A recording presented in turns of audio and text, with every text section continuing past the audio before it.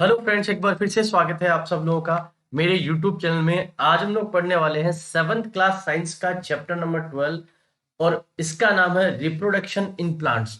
इस चैप्टर में हम लोग जानने वाले हैं कि जिस प्रकार से ह्यूमन बींग्स रिप्रोड्यूस करते हैं उसी प्रकार से प्लांट्स में भी रिप्रोडक्शन होता है और उसमें कई तरह के रिप्रोडक्शन हम लोगों को देखने को मिलते हैं। तो चलो करते हैं इस शानदार वीडियो की शुरुआत। जितने भी लिविंग ऑर्गेनिजम्स है उनकी एक कैरेक्टरिस्टिक्स है कि वो अपने ही काइंड को प्रोड्यूस करते हैं और इसी प्रकार की बात आपने 6th क्लास में पढ़ी होगी जिसमें आपने ये जाना होगा कि पेरेंट्स जो है वो नए इंडिविजुअल को प्रोड्यूस करते हैं और इसे रिप्रोडक्शन कहा जाता है। लेकिन प्लांट्स में भी रिप्रोडक्शन होता है और प्लांट्स में जो रिप्रोडक्शन होता है वो कई अलग अलग तरीके का होता है और इस चैप्टर में हम इसी को पढ़ने वाले हैं। 6th क्लास में आप लोग पढ़ चुके हैं कि जो फ्लावरिंग प्लांट्स होते हैं उनके अलग अलग पार्ट्स होते हैं। उनमें रूट्स होते हैं, स्टेम्स होते हैं, लीव्स होते हैं। ये सारे जो पार्ट्स हैं इनको वेजिटेटिव पार्ट्स कहा जाता है। एक विशेष समय के बाद में अधिकतम जो प्लांट्स होते हैं उनके फ्लावर्स आते हैं। आपने देखा होगा कि स्प्रिंग सीजन के अंदर मैंगो ट्री जो होता है उसमें फ्लावर्स आते हैं। फिर ये जो फ्लावर्स होते हैं वो हमें जूसी मैंगो फ्रूट जो है वो समर में प्रोवाइड करवाते हैं। हम इस फ्रूट्स को खाते हैं और खाने के बाद में जो बीज बचते हैं उन्हें हम लोग यूं ही फेंक देते हैं। ये जो सीड्स होते हैं ये आगे जाके जर्मिनेट हो जाते हैं और एक नए प्लांट को जन्म देते हैं। तो हमने देख लिया कि बीजों से जो है नए प्लांट जन्म ले रहे हैं, लेकिन फिर फ्लावर्स का जो फंक्शन है वो क्या है प्लांट्स के अंदर, चलिए जानते हैं। फ्लावर्स जो होते हैं वो प्लांट्स के अंदर रिप्रोडक्शन का काम करते हैं। फ्लावर्स जो होते हैं वास्तव में प्लांट्स का रिप्रोडक्टिव पार्ट होता है। एक फ्लावर के अंदर मेल रिप्रोडक्टिव पार्ट हो सकता है और दूसरे फ्लावर के अंदर फीमेल रिप्रोडक्टिव पार्ट हो सकता है और कई बार ऐसा भी होता है कि एक ही फ्लावर के अंदर मेल और फीमेल रिप्रोडक्टिव पार्ट्स होते हैं। बहुत सारे ऐसे तरीके होते हैं जिससे प्लांट्स जो है अपनी ऑफस्प्रिंग्स को प्रोड्यूस करते हैं और इनको अगर हम लोग कैटेगराइज करें तो इनमें दो कैटेगरीज आती है। पहला है एसेक्सुअल रिप्रोडक्शन और दूसरा है सेक्सुअल रिप्रोडक्शन। एसेक्सुअल रिप्रोडक्शन जो होता है उसमें नए प्लांट्स का जो जन्म होता है वो सीड्स के बिना होता है, जबकि सेक्सुअल रिप्रोडक्शन जो होता है उनमें नए प्लांट्स के जन्म लेने के लिए सीड्स की आवश्यकता होती है। चलिए पहले पढ़ेंगे एसेक्सुअल रिप्रोडक्शन। जैसा कि आपको बताया जा चुका है, एसेक्सुअल रिप्रोडक्शन जो होता है उसमें नए प्लांट्स को ऑब्टेन करने के लिए हमें सीड्स और स्पोर्स की आवश्यकता नहीं होती है। इसमें पहला है वेजिटेटिव प्रोपोगेशन। ये एक एसेक्सुअल रिप्रोडक्शन है जिसके अंदर नए प्लांट जो है वो रूट्स, स्टेम्स, लीव्स या बड से प्रोड्यूस होते हैं। जैसा कि यहाँ पे आप देख चुके हैं कि रिप्रोडक्शन जो है वो वेजिटेटिव पार्ट से होता है, इसीलिए इसे वेजिटेटिव प्रोपोगेशन कहा जाता है। इसके लिए एक एक्टिविटी करके देखते हैं। हम रोज या चंपा की एक ब्रांच को काट लेंगे इसकी नोड के साथ में और इसकी जो ब्रांच को हमने काटा है इसे हम लोग कटिंग कह सकते हैं। इस कटिंग को हम लोग क्या करेंगे, सोइल के अंदर दबा देंगे और इसको रेगुलरली हम लोग पानी देते रहेंगे और इसकी ग्रोथ को हम लोग देखते रहेंगे। कुछ दिनों बाद में हम लोग देखेंगे कि इसमें कुछ ग्रोथ हमें दिखाई देगी। इसका मतलब ये जो हमारी कटिंग थी ये एक नया पौधा बन चुका है और उसने एक नए पौधे को रिप्रोड्यूस कर दिया है। इसी प्रकार की एक्टिविटी हम लोग मनी प्लांट में भी कर सकते हैं, जिसे एक वाटर से भरे जार में हम लगा सकते हैं। आपने देखा होगा कि जो फ्लावर बर्ड्स होते हैं वो फ्लावर्स में बदल जाते हैं। फ्लावर बर्ड्स के साथ साथ में इनका एक पार्ट और होता है। फ्लावर बर्ड्स के साथ साथ में कुछ बर्ड्स एक्सिल में भी होते हैं। एक्सिल जैसा कि आप यहाँ देख सकते हैं, एक्सिल वो जगह है जहां पे लीव्स छोटी ब्रांच से कनेक्टेड होती हैं और ये बर्ड्स बाद में शूट्स में कन्वर्ट हो जाती हैं। इन बर्ड्स को भी वेजिटेटिव बर्ड्स कहा जाता है। एक बर्ड में एक छोटा स्टेम होता है, इसके चारों तरफ इमेच्योर ओवरलैपिंग लीव्स होती हैं और वो उसको फोल्ड करके रखती है और इस प्रकार की वेजिटेटिव बर्ड्स जो होती हैं वो भी नए प्लांट्स को जन्म दे सकती हैं। एक और एक्टिविटी हम लोग करके देखते हैं। हम लोग एक फ्रेश पोटैटो लेंगे और उसके चारों तरफ जो स्कार्स जो बने हुए हैं उनको हम लोग मैग्नीफाइंग ग्लास से आसानी से देख सकते हैं, और उसके बिना भी हम लोग इनको देख सकते हैं। हम इनके अंदर बर्ड्स को फाइंड करने का प्रयास करेंगे। ये जो स्कार्स और बर्ड्स है इनको इनकी आईज कहा जाता है।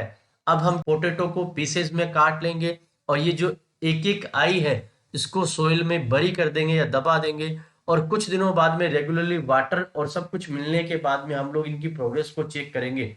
आप क्या देख पाएंगे कि इनके द्वारा छोटे छोटे प्लांट्स को जन्म दे दिया गया है। इसी प्रकार से हम लोग जिंजर या टर्मरिक के साथ भी कर सकते हैं। ब्रोफाइलम जो होता है उसमें बर्ड्स जो होती हैं वो लीव्स के मार्जिन में होती हैं। जब भी इस प्लांट की लीफ नमी वाली मिट्टी पे गिरती है तो ये जो लीव्स होती हैं वो नए प्लांट को जन्म दे देती हैं। कई प्लांट्स ऐसे होते हैं जिनकी रूट्स भी नए प्लांट्स को जन्म देती है, जैसे कि स्वीट पोटैटो और डेलिया। प्लांट्स जैसे कि कैक्टस या कैक्टाई जो होता है वो नए प्लांट को जन्म दे देते हैं जब उनका कोई पार्ट उनसे अलग होके पास में कहीं गिर जाता है और वो एक नए प्लांट के रूप में फिर से जन्म ले लेता है। प्लांट जो कि वेजिटेटिव प्रोपोगेशन से नए प्लांट को प्रोड्यूस करते हैं वो कम समय लगाते हैं ग्रो करने में और फ्लावर्स को फ्रूट्स देने में, अगर इनकी तुलना हम लोग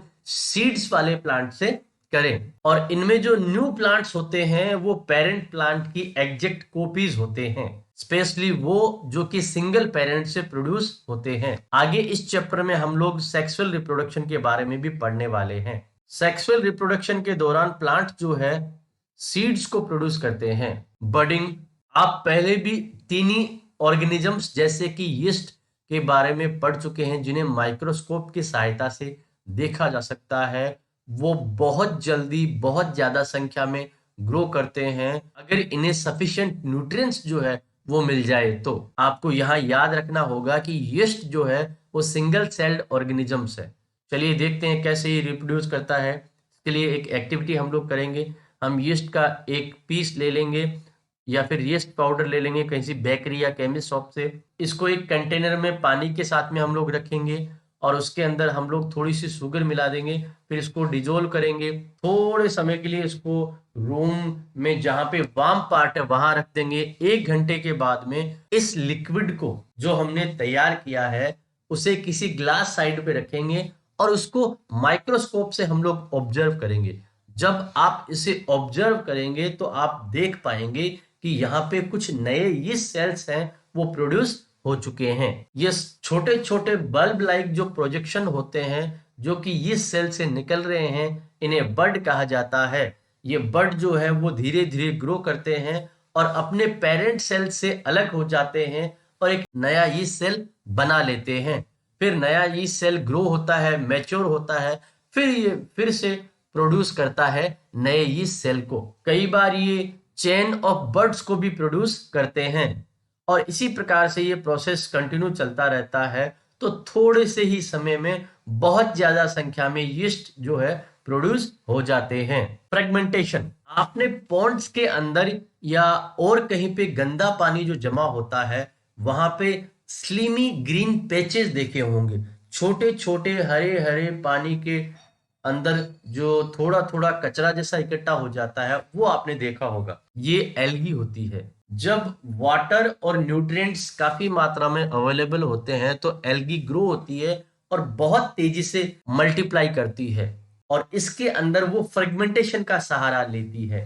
एक एल्गा जो है वो 2 फ्रेगमेंट्स में या उससे ज्यादा फ्रेगमेंट्स में बट सकता है और ये फ्रेगमेंट्स जो होते हैं नए इंडिविजुअल्स का रूप ले लेते हैं और ये प्रोसेस लगातार चलता रहता है और थोड़े से ही समय में ये बहुत सारे एल्गी हमें देखने को मिल जाते हैं। फॉर्मेशन, चैप्टर नंबर 1 में आपने पढ़ा कि फंगाई जो है वो एक ब्रेड के पीस पे ग्रो करती है जो कि छोटे छोटे स्पोर्स ब्रेड पे बने हुए रहते हैं। इस एक्टिविटी को रिपीट करके देखते हैं। हम लोग ये ऑब्जर्व करते हैं कि स्पोर्स जो कि ब्रेड पे कॉटन लाइक मैश की तरह हमें दिखाई देते हैं, इन स्पोर्स को जब रिलीज किया जाता है फ्लोटिंग एयर के अंदर तो क्या होता है, ये बहुत लाइट होते हैं और बहुत दूर तक ये चले जाते हैं। स्पोर्स जो होते हैं वो सेक्सुअल रिप्रोडक्टिव बॉडीज होते हैं। हर एक स्पोर जो है वो हार्ड प्रोटेक्टिव कोट से कवर होता है, ताकि आसपास का जो अनफेवरेबल कंडीशन है जैसे हाई टेम्परेचर या लो ह्यूमिडिटी, इससे इसको बचाया जा सके। इसलिए ये बहुत समय तक सरवाइव कर पाते हैं।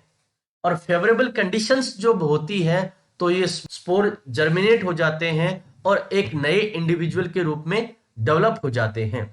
प्लांट्स जैसे कि मॉस और फंस जो होते हैं वो स्पोर्स की मदद से रिप्रोड्यूस करते हैं। सेक्सुअल रिप्रोडक्शन, आपने फ्लावर के स्ट्रक्चर के बारे में पहले पढ़ रखा है।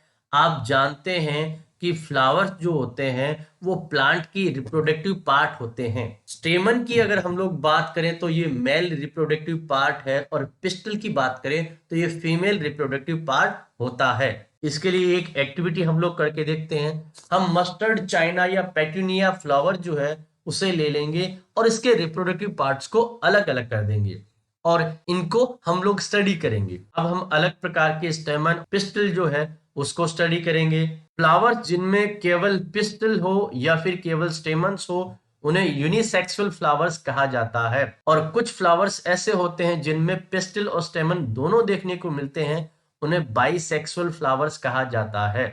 कॉर्न, पपाया और कुकुम्बर जो है वो यूनिसेक्सुअल फ्लावर्स हैं, जबकि मस्टर्ड, रोज और पेटूनिया है वो बाइसेक्सुअल फ्लावर्स है। मेल और फीमेल यूनिसेक्सुअल फ्लावर्स जो हैं वो एक ही प्लांट में या अलग अलग प्लांट में हमें देखने को मिल सकते हैं। फिगर 12.9 को आप आराम से देख सकते हैं और इसके अंदर आप लोग आसानी से एंथर और फिलामेंट जो स्टेमन के हैं उन्हें पहचानने का प्रयास करें। एंथर जो होता है उसमें पोलन ग्रेन्स होते हैं जो कि मेल गेमेट्स को प्रोड्यूस करते हैं, और पिस्टिल जो होता है उसमें स्टिग्मा, स्टाइल और ओवरी होती है। ओवरी के अंदर एक या उससे ज्यादा ओवुल्स होते हैं। फीमेल गेमेट्स या एग जो होता है वो ओवुल में ही फॉर्म होता है। सेक्सुअल रिप्रोडक्शन के अंदर मेल और फीमेल गेमेट जो है वो फ्यूजन करते हैं ताकि एक जाइगोट का निर्माण किया जा सके। पोलिनेशन, साधारणतः पोलन ग्रेन्स जो है उनके चारों तरफ एक बहुत ही टफ प्रोटेक्टिव कोट होती है जो उनको बाहरी खतरों से बचा के रख सके और उनको सूखने से भी बचा के रख सके। जैसा कि आपको बताया गया है पोलन ग्रेन्स बहुत हल्के होते हैं, इसलिए वो विंड या वाटर की सहायता से एक जगह से दूसरी जगह कैरी हो जाते हैं। और कई बार इंसेक्ट्स जो हैं जो कि फ्लावर्स पे आते हैं वो भी इन पोलन ग्रेन्स को अपनी बॉडी के साथ में कैरी अवे कर लेते हैं। कुछ पोलन जो होते हैं उसी प्रकार के फ्लावर के स्टिग्मा पे गिरते हैं। पोलन का एंथर से दूसरे फ्लावर के स्टिग्मा तक ट्रांसफर होना ही पोलिनेशन कहलाता है। अगर ये पोलिनेशन एक ही फ्लावर में होता है तो उसे सेल्फ पोलिनेशन कहा जाता है। अगर ये पोलिनेशन अलग अलग प्रकार के फ्लावर्स में होता है तो उसे क्रॉस पोलिनेशन कहा जाता है। फर्टिलाइजेशन, गेमेट्स के फ्यूजन के बाद में जो हमें सेल्स मिलते हैं उन्हें जाइगोट कहा जाता है। और ये जो प्रोसेस होता है जिसमें मेल और फीमेल गेमेट्स का फ्यूजन होता है एक जाइगोट बनाने के लिए, इसे हम लोग फर्टिलाइजेशन कहते हैं। और जाइगोट जो है वो एक एम्ब्रायो में डेवलप हो जाता है। Fruits and seed formation, fertilization के बाद में ओवरी जो है वो एक फ्रूट के अंदर ग्रो कर जाती है और फ्लावर के जो अन्य पार्ट्स होते हैं वो उससे अलग हो जाते हैं। फ्रूट कुछ समय बाद में पकी हुई ओवरी बन जाता है और सीड्स जो है वो ओवल्स का रूप ले लेते हैं। सीड्स के अंदर एम्ब्रायो होता है जो एक प्रोटेक्टिव सीड कोट के सेफ्टी कवर से ढका हुआ होता है। कुछ फ्रूट्स फ्लैशी और जूसी होते हैं जैसे कि मैंगो, एप्पल और ऑरेंज, जबकि कुछ फ्रूट्स जो होते हैं वो हार्ड होते हैं जैसे कि आलमंड्स और वॉलनट्स। सीड डिस्पर्सल, नेचर में प्लांट्स का ग्रो करने का बहुत अलग अलग तरीका है। ऐसा इसलिए होता है कि कई बार कुछ सीड्स जो है वो एक जगह से दूसरी जगह पे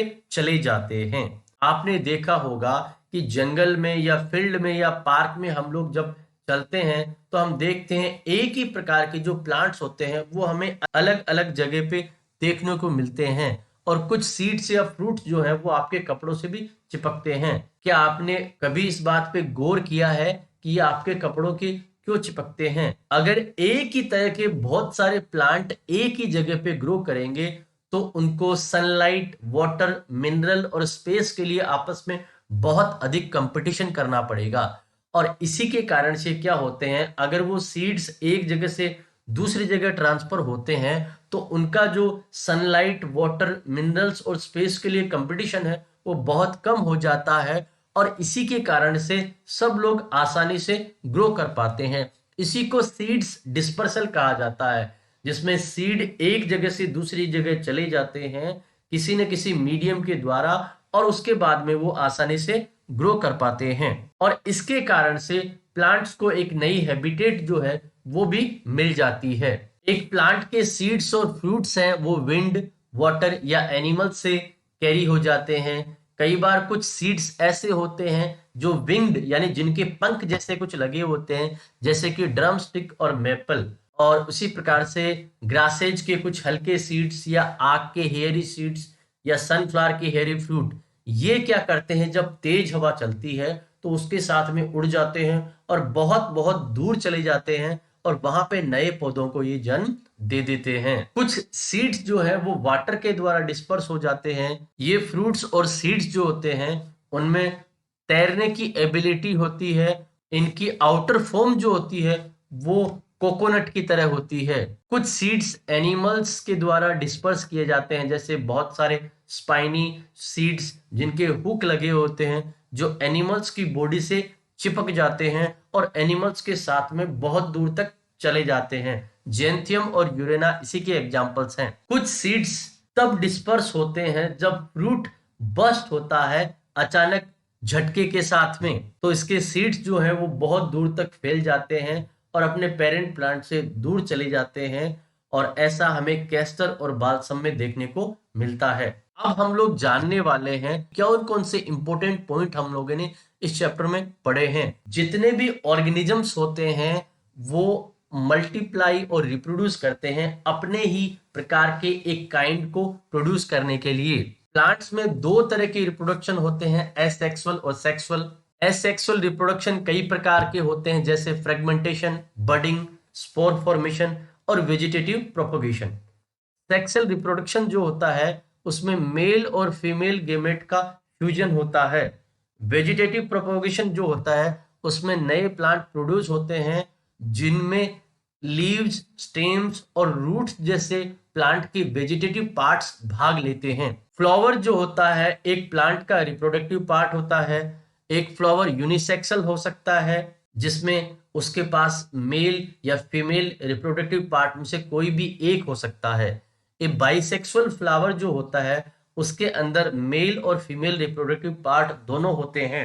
मेल गेमेट्स जो है वो पोलन ग्रेन्स के अंदर पाए जाते हैं और फीमेल गेमेट्स जो होते हैं वो ओवल के अंदर पाए जाते हैं। पोलिनेशन एक ऐसा प्रोसेस है जिसमें पोलन ग्रेन्स जो होते हैं वो एक फ्लावर के एंथर से दूसरे फ्लावर के स्टिग्मा तक ट्रांसफर हो जाते हैं। पोलिनेशन दो प्रकार का होता है, सेल्फ पोलिनेशन और क्रॉस पोलिनेशन। सेल्फ पोलिनेशन में क्या होता है, एक ही फ्लावर पे ये ट्रांसफर होता है, जबकि क्रॉस पोलिनेशन में क्या होता है, एक फ्लावर से दूसरे फ्लावर में ये ट्रांसफर होता है। पोलिनेशन जो है वो प्लांट्स में विंड, वाटर और इंसेक्ट की सहायता से होता है। मेल और फीमेल गेमेट्स के फ्यूजन को फर्टिलाइजेशन कहा जाता है। फर्टिलाइज्ड एग को जाइगोट कहा जाता है और जाइगोट बाद में एम्ब्रायो में डेवलप हो जाता है। मैच्योर ओवरी को फ्रूट कहा जाता है, जबकि ओवुल जो है वो एक सीड में डेवलप होता है जिसके अंदर एम्ब्रायो होता है। सीड्स डिस्पर्सल में विंड, वाटर और एनिमल्स उसकी सहायता करते हैं। सीड डिस्पर्सल प्लांट्स की हेल्प करता है ताकि उनमें ओवर क्राउडिंग नहीं हो और उसी के साथ साथ में उनमें आपस में सनलाइट, वाटर, मिनरल के लिए कंपटीशन ना हो और इसी के साथ साथ में नई नई हैबिटेट उन्हें मिल सके। दोस्तों मैं उम्मीद करता हूँ ये चैप्टर आपको पसंद आया होगा। इस सब्जेक्ट के अन्य वीडियोस को देखने के लिए और इसी के साथ साथ में इस क्लास के अन्य सब्जेक्ट को देखने के लिए प्लीज हमारे चैनल को सब्सक्राइब करें। Thank you so much.